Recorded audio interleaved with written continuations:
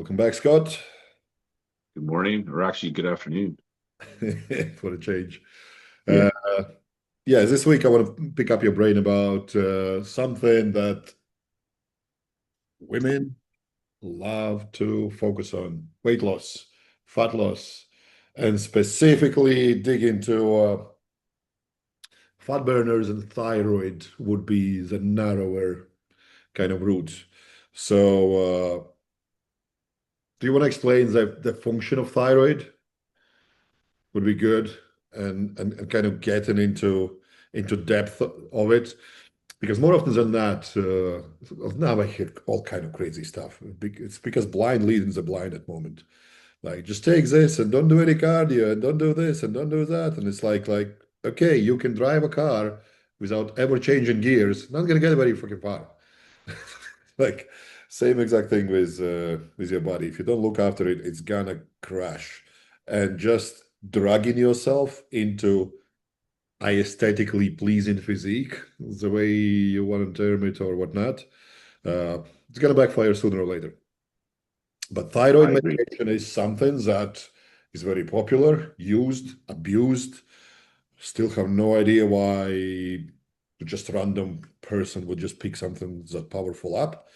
But let's dig deep into it, and like what it is, what's needed for your thyroid to be healthy, what can mess it up, and then into like reasoning for medicating with it, and why is it suddenly becoming more and more popular? Well, we know why it's becoming more and more popular because chicks talk about it and the things they are doing everyone a favor, telling everyone how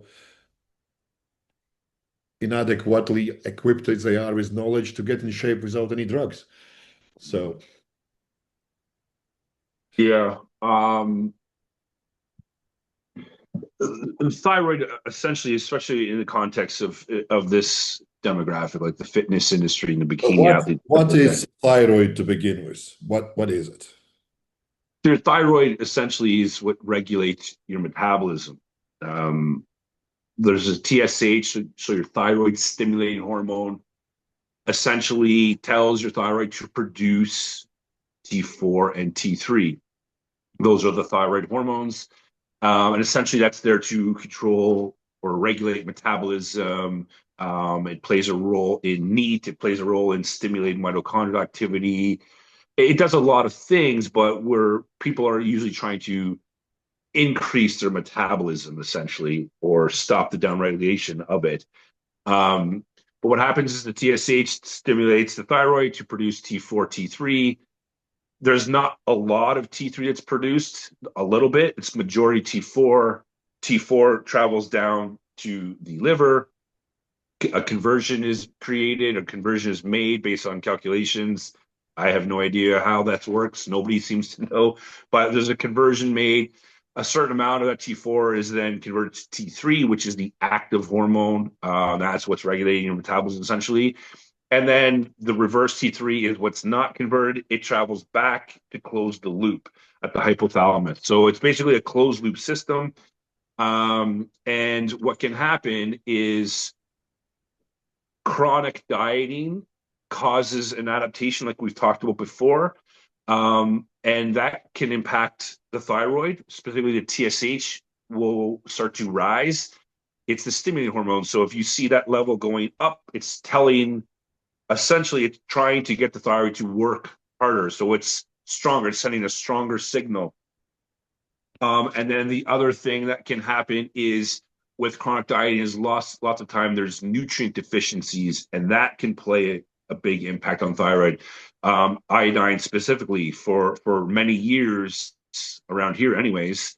The trend was, I mean, there was actually a time where it was pink Himalayan sea salt and low carb and boot camp almost all at the same time, which probably couldn't be. I probably couldn't think of much of a worse thing to put together all at once for your physiology. Like you're taking low carbs. Carbs are quite relevant for the conversion of T4 to T3. You're taking pink Himalayan sea salts, which basically had the iodine removed. Iodine is crucial for the thyroid And then you're running people through boot camps where they're depleting glycogen quicker than they can replete it. And it was basically just like physiological suicide in a sense.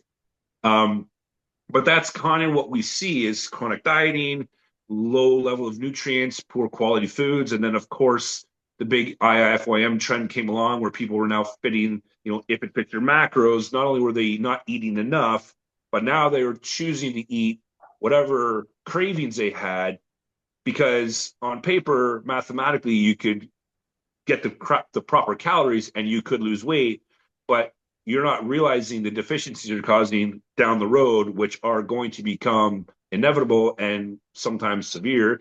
And some people run into thyroid problems. Hypothyroidism is quite common. God forbid you get into things like Hashimoto's or something like that. So the chronic low consumption of calories and or poor quality calories has just led to this. And now, of course, in the fitness industry, they just take a drug to fix the problem. So you can starve, your metabolism adapts, take some T3, and it's right back online and off you go. If it fits your macros, reverse dieting, and all other nonsense by Yeah. Dr. Adderall. That was Dr. Adderall. Yes. Yeah. it's Natural Dr. Adderall. Dr. Adderall was fucking. Uh, anyway, so understanding the role of it is quite essential. Uh, is there a place where low thyroid actually does not mean slowed metabolism? So it would kind of depend on exactly the context of low thyroid. Um, T3 is largely the regulator of your metabolism, so it is quite possible that your T4 is not, high or it's on the low end and there's still adequate T3. It's going to be a moment in time. So if you're noticing a scenario where there's a potential indication of a slow thyroid, like hypothyroidism, I would be checking a full thyroid panel, not just TSH. The gold standard here is to check TSH, but TSH is literally just the stimulating hormone. So it could be perfectly fine in terms of the TSH range, but the thyroid's still not producing adequate amounts, or the conversion is messed up at the liver. Like there's a few spots in the loop that could be problematic. So knowing all the thyroid markers, TSH, T4, T3, reverse T3, those are relevant because that can give you an indication of potentially where in the system is there an issue. Um, but it would depend. And if you do have low thyroid and still not have any noticeable fat loss problems, it could just be a matter of time. I mean, eventually, if things are down regulating, it's probably going to continue. And with the body, it's usually averages over time. So you could potentially not seen a problem at the moment, but the problem is coming. The momentum is in place, and in a few more weeks from now, you could see it. Like I have a female competitor right now. She's getting ready for stage, and she actually is a natural athlete, believe it or not, and wants to remain that way. Um, and her thyroid is the problem, and we check the blood work quite consistently, and she knows it's the problem, and it's going to be a deal breaker at some point, but currently it's still adequate. It's still doing what she needs to do. She's lean enough. She will be lean enough for her show. But one of these days, at any minute, it could just be the tipping point, and it'll take a little while to show up in a way that we can measure it. But we know it's coming. We know it's inevitable, but you don't know when. Typically, the thyroid is quite resilient. Like you can suppress it with exogenous thyroid use, and it seemingly bounces back relatively quickly. But it's always a gamble, and you just never know. And obviously, it's contextual. Like there are scenarios where supplemental thyroid medication would be useful, and there are scenarios where I think, which are more common, where I think people are just using it to use it because everyone's using it. Like I'm trying to lose fat, so I take T3 and I take Clen and I get rid of carbs and I run on a treadmill. And I mean, yeah, you'll lose all kinds of fat and all kinds of weight. And a lot of that could also be lean contractile tissue, which is a problem. So it's always going to be contextual. And when you get into the thyroid or any drug specifically, I think an individual approach is absolutely critical. To just blanket statement, say, here's your thyroid drug and your fat burning drugs. I don't think that's near good enough. And I think people should be trying to get a lot better help or coaching than that, because that's possibly potentially very, very detrimental. Well, yeah, we see it a lot where, especially the, oh, you don't need to do cardio crowd, where it's like, yeah, because you're popping 10 pills to not do the cardio. It's you're not unique. You are just drug addict.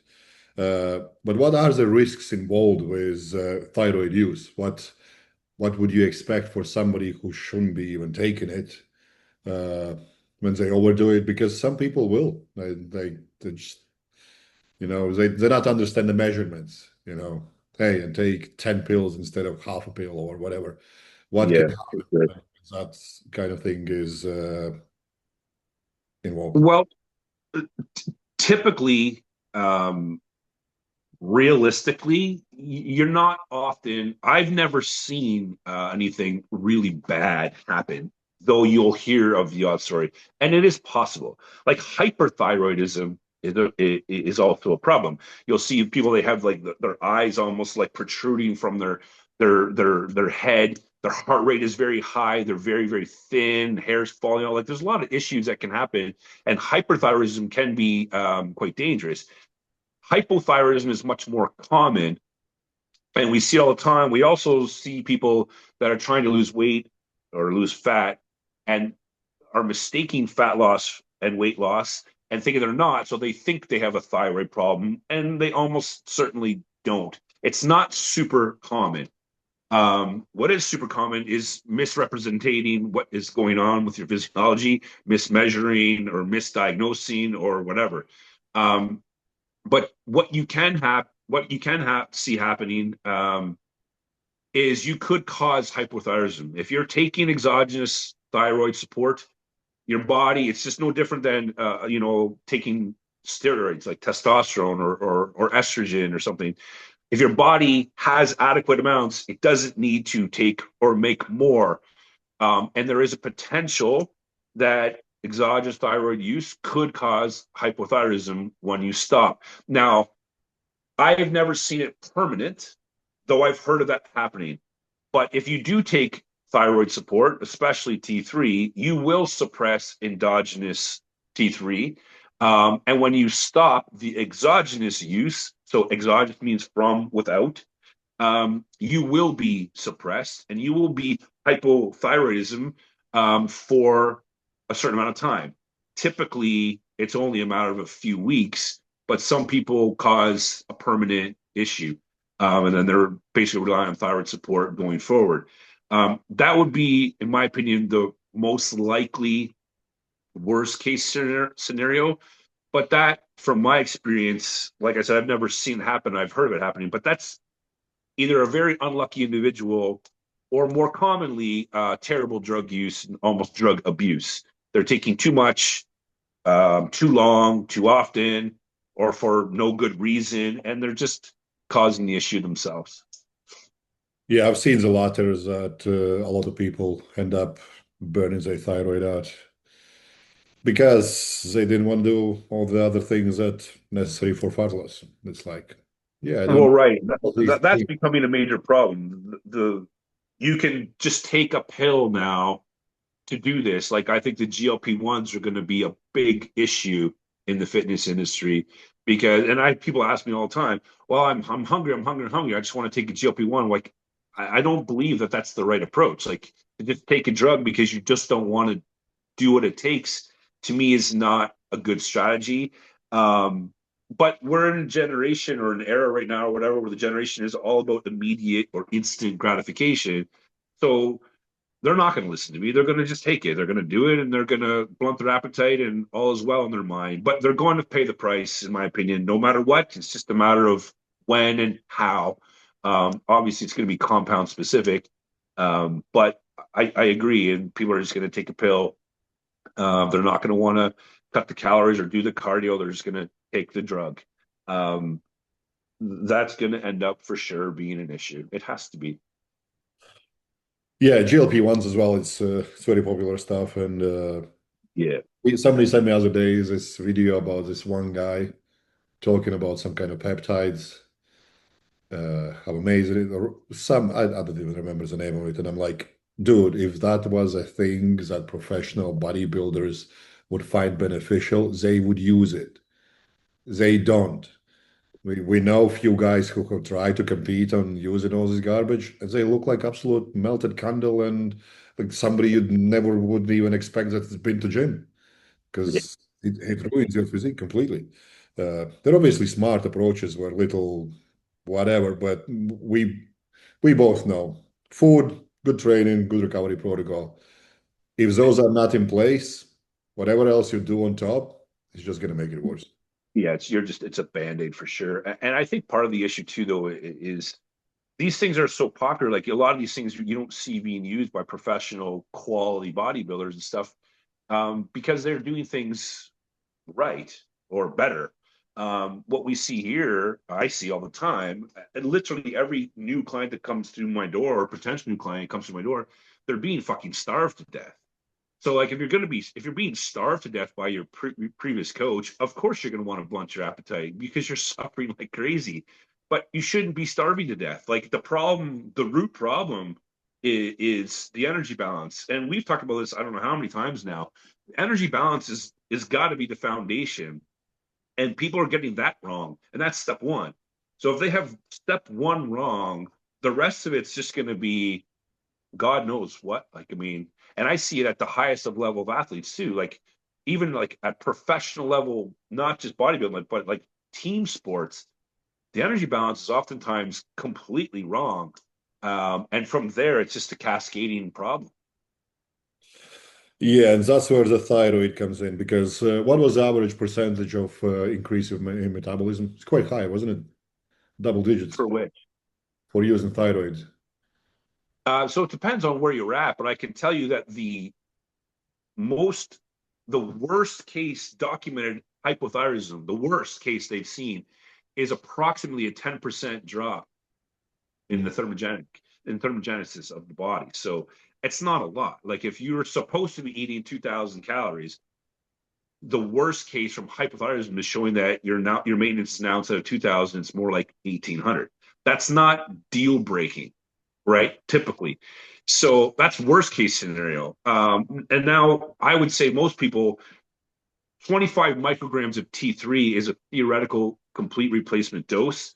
So if you took 25 micrograms of T3, your body's probably not going to be making much of any T3. And so what can happen then, your metabolism boosted, it would depend from where you were prior. I don't know a percentage increase, but I mean, what people will do is they'll just take more anyways if it's not burning enough. And the thing is too, is a lot of the females, they're taking clenbuterol and T3, which has got a pretty good synergy with it, but that's easily a way to burn lean contractile tissue as well. So if they're in a scenario where they're not using an AAS, and some women are don't want anything to do with actual anabolic androgenic steroids, they just want to burn fat. They're going to be doing aerobic activity, taking T3, taking clenbuterol, and their training notoriously is set up for high volume training, 3 sets of 12, 3 sets of 12, 3 sets of 12, which works quite well if you're taking anabolic steroids. Isn't going to work for shit if you're not. And on under T3 and clen and aerobic activity, you're going to be burning muscle, and you're going to be burning muscle at a rate that's possibly problematic. The body has a phenomenon known as collateral fattening, where if it's sensing a loss of lean contractile tissue at an alarming rate, it has the ability to just start storing body fat, no Mm. matter what's going on. And so you could get yourself into a problem where if you're doing a couple preps in a row and losing lean contractile tissue quickly, your rebound that everybody complains about is probably going to be awful. And not only is it going to be awful, but your starting point for your next prep is probably worse than your original starting point, because over the time you've actually lost more muscle and put your body into a panic. And it's very, very adaptive and has abilities to survive scenarios where there's no food, hence starving kids across the world. And you can cause a lot of physiological problems that can take months, if not longer, to remedy or reverse. Yeah, the thing you were just mentioned about like storing more fat than burning anything down is I actually posted a study, I think it was this morning. Uh, it's because your body tries to preserve as much muscle as possible. When you get to the point where it becomes problematic to survival, your body just switches off any fat burning, and it just like, no, you're doing too much. We're gonna do everything to store as much body fat as possible every single time you eat because you're killing it. You're Yeah, really ruining your body. And yeah. it brings me open to what you already mentioned, clenbuterol, caffeine. I know in Canada you can use ephedrine freely. In UK it's No, banned. not anymore. Not anymore. Not anymore because they said change that as well. Uh, Yeah, they just changed it. So everybody's running around now, going to all the supplement stores and buying the ephedrine they have because they're not allowed to restock. you probably need to make a public announcement for Canadians. Yeah, No more free energy pills. Uh, yeah. Well, like in UK, it was banned years ago. I know Oh, really? I didn't know that. in my country, you could have bought it in a shop. You just walk in and take your aspirin, take your ephedrine, and off you go. Very popular between long distance drivers at my time. Yeah, Obviously, you can't drive as long anymore. But then they used to drive like 24 hours and just keep popping right. ephedrine, keep going. Uh, but how do they come into play? You already kind of mentioned a little bit of clenbuterol, the side effects and kind of issues with that. What about caffeine and ephedrine? That it's still out there, it's still used. Can these things added to thyroid use further affect your hormones in the long run? So the caffeine addition and or ephedrine isn't really going to impact hormones, but it's going to impact. There's going to be a synergy because all these things are stimulants. So if you take T3, you're going to get a slight increase typically of your body temperature, of your heart rate. And then caffeine and ephedrine are going to do similar things. And they're also going to start to push blood pressure. So there could be a synergistic effect where there's quite a few things pushing on the same levers, like heart rate, like blood pressure. From a hormonal point of view, caffeine and ephedrine aren't going to really do anything measurable that I'm aware of at all, even with continuous use. But from a stimulant point of view, and like I said, some of those metrics that are important to be keeping an eye on, like resting heart rate and blood pressure, those things can all start driving up.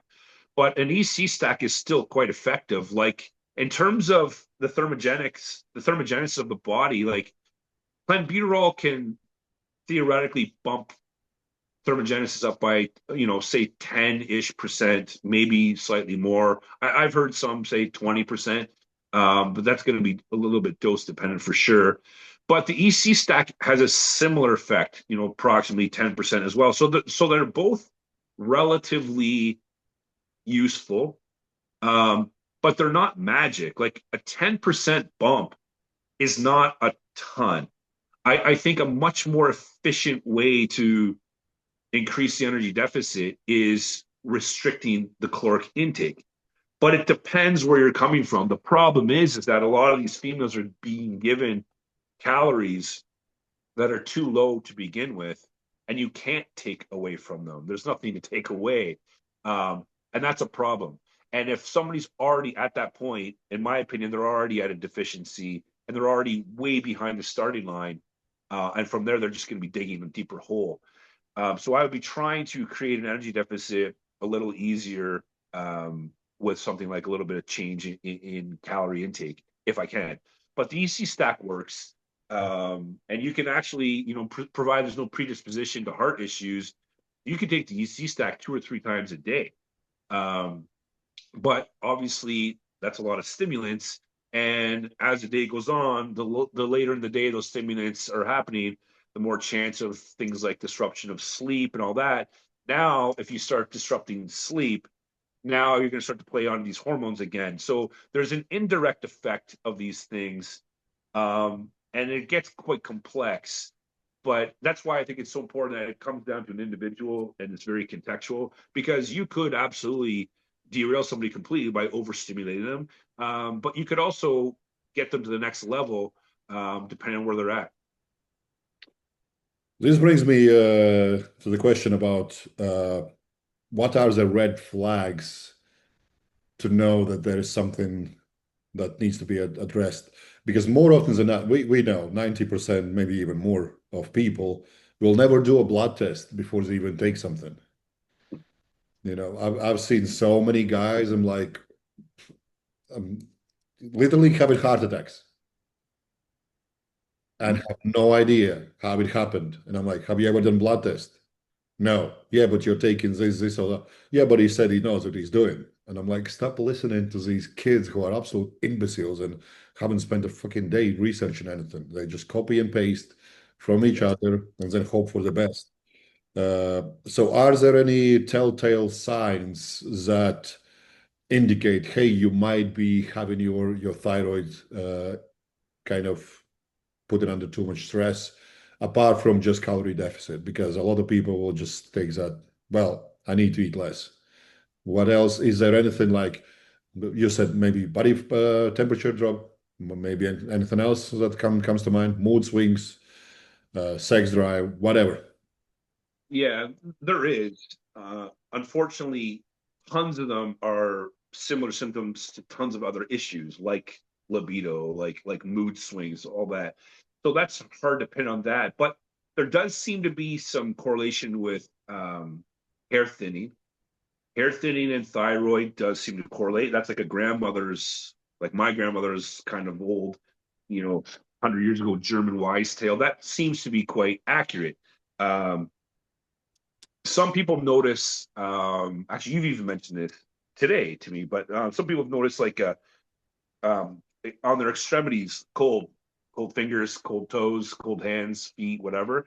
That could be an indication. um, one of my clients actually talks about in their fingers when their thyroid is now they actually were hypothyroidism, and that was just sort of the final straw to go get checked. Mm. So there could be something there, but if somebody was actually properly, and I say that because most people, unfortunately, are not actually properly taking in calories meticulously and knew what their body composition was, and they knew mathematically this was my caloric intake, this is what I need, and they absolutely were not losing body fat, that would be something that I would want to know. I'd be like, okay, let's check thyroid. I have never in my career, which is well over 20 years now, have I ever seen that pan out where somebody is eating properly, not losing fat.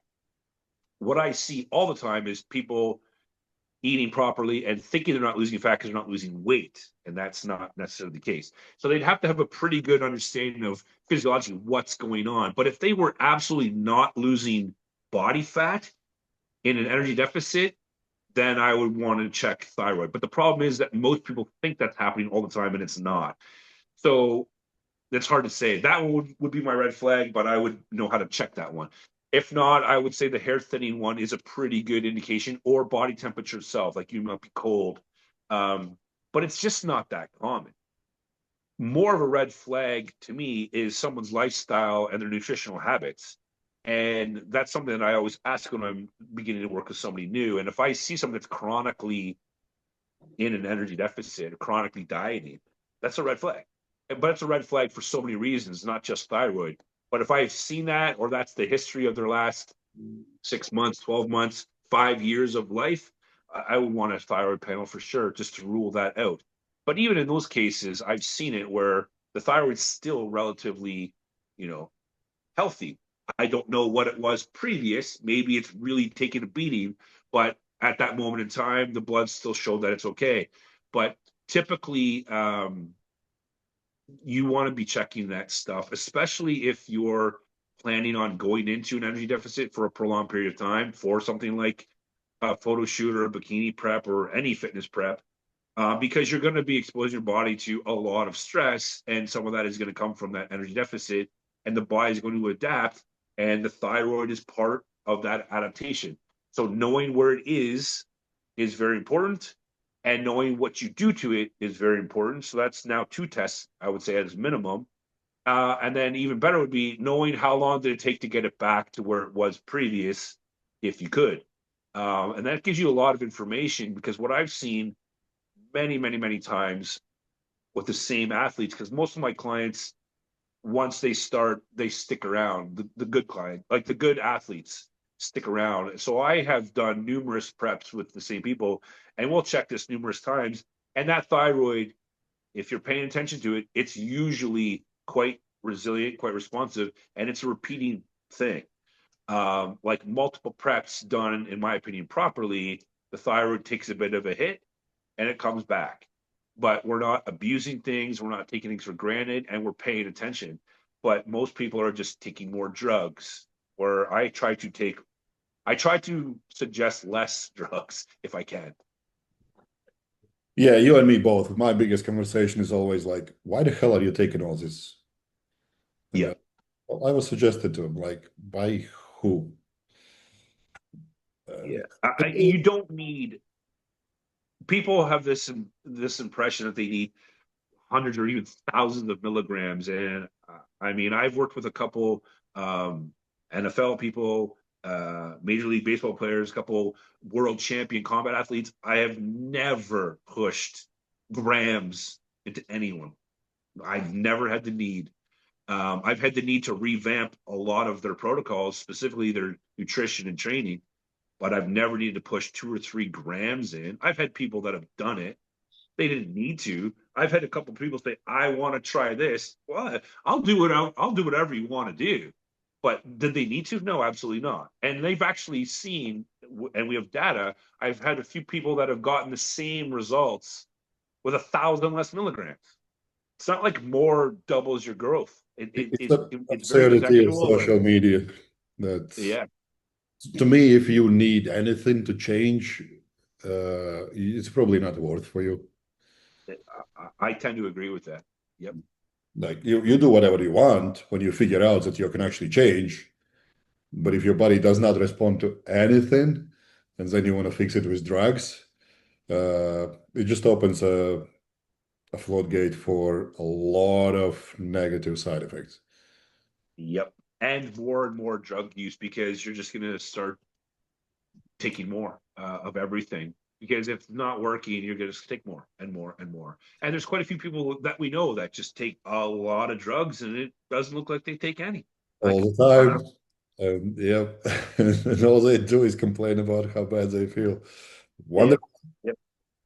Uh, so what would be your more, this is the thing, like everyone knows that there is like, well, everyone who's somewhat paying attention, who wants to get in shape, they know that the girls who get in shape, they get in shape for a particular time and then they get a little bit softer and this and that. But majority of people don't make that correlation in their head that they need to slow down at some point that fat loss phase to give their body rest so they can lose more body fat in future. What is the conversation you have with your girls to make sure that they go through these different phases? I stress to them that the majority of the year should not be in an energy deficit. So we look at the schedule. Most of my clients now that come to me are serious about competition, whether what other sport they're in. So we're typically looking at a big picture time frame, which is much better. So we're looking at like 2026 right now with some people. So we're like, okay, what show dates do we think are best? Because we want to spend the majority of the time, ideally, in an energy surplus, and that's where I want them. Um, but I make them know that. I make sure they understand that and know that right from the beginning, because that means that the scale is not going to do what most women are looking for it to do. And that's good because that's what I want. I would rather see your body fat go down and your scale weight not move if it was up to me. Because what people don't realize is that the calories that you get to maintain your body is based on the amount of lean muscle mass on your body. So the more you get, the more you have, the more you get. It's like getting an allowance, a raise. Everybody wants to be able to eat. So if you can get away with eating 3,000 calories without gaining body fat as opposed to 2,000, why wouldn't you want that? If you're not, you don't necessarily have to be bigger. You just have to maintain or continue to accrue lean contractile tissue. So you're not going to do that very well if you're always in an energy deficit. And while you're living in an energy deficit, the body's slowly adapting to that environment. And that usually means a downregulation. Well, it always means a downregulation of something. We don't necessarily know what that is because the body deems what's priority, not us.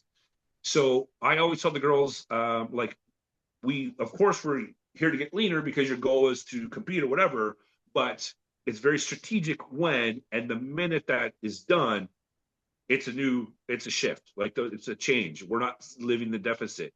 I want them in the deficit for the least amount of time as possible to achieve the goal. And we talk about that right from the beginning. Mm. Yeah, it's a tough conversation sometimes to have. I have some girls that I used to like fight over it, like stop being obsessed with your six pack. You're literally making yourself weaker. It's just not gonna go anywhere. And the older you get, the more dangerous it actually gets. Because now regaining that muscle becomes harder and harder.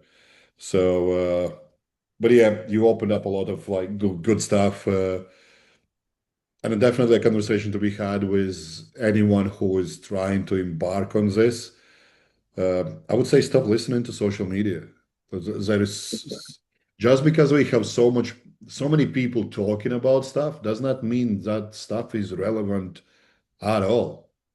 Like a couple of Yeah. weeks ago, I was talking to somebody and he's like, "Yeah, I'm listening to Trend Twins. I like how honest they are." I'm like, "No, they are twin retards or abusing What are drugs." they called? What are they called? Trend Twins, whatever. I watched two videos and I was like, these dudes are imbeciles. They are mentally incapable to make any decision whatsoever. And they are talking about how we are doing this. At least we're honest with you. I'm like, you look like sack of shit. And you're giving advice and people gobble it up just because you have large following because you're just a pair of clowns. Yeah. And that's where it going, like that's why people who have big following, they have these people who are just listening to them because there are big numbers behind those things. And the reality is that they have no idea what they're talking about. They're Yep. probably gonna end up like Boston Lloyd, who passed away in like 26, 27 or something like that. Yeah, and that's the problem with this too, is that most of the things that everyone's doing in the fitness industry, it's not, I mean, aside from abusing a diuretic, which obviously happens, but in general, most things people are abusing aren't causing acute death. They're Mm. causing a problem, but it's accumulating. And since, like you said, most people aren't checking bloods regularly and stuff like that, it's building and nobody's paying attention. And then all of a sudden, in a decade, all kinds of problems are happening. And so they have no way of knowing how foolish what they're being told to do is, because they're not looking ahead.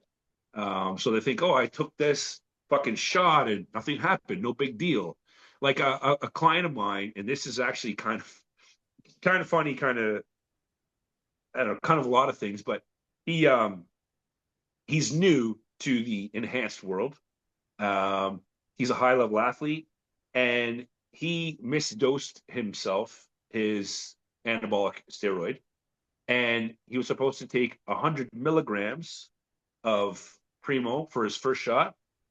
And because it's 100 milligrams per mil in his vial that he had, he took the whole vial in one shot, 10 mil of oil.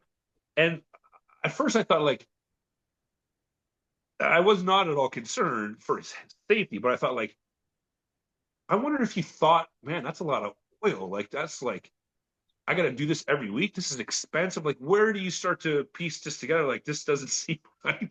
But I mean, like, that's a major, major quote unquote overdose. Nothing's going to happen. He was very sore. He had a lump. It dissipates. But if it was something like other drugs, you'd be dead. So the problem with the fitness industry, they're giving you all this shit advice, and you don't know it's a problem until 10 years from now. Then you're going to find out. Yeah. Yeah.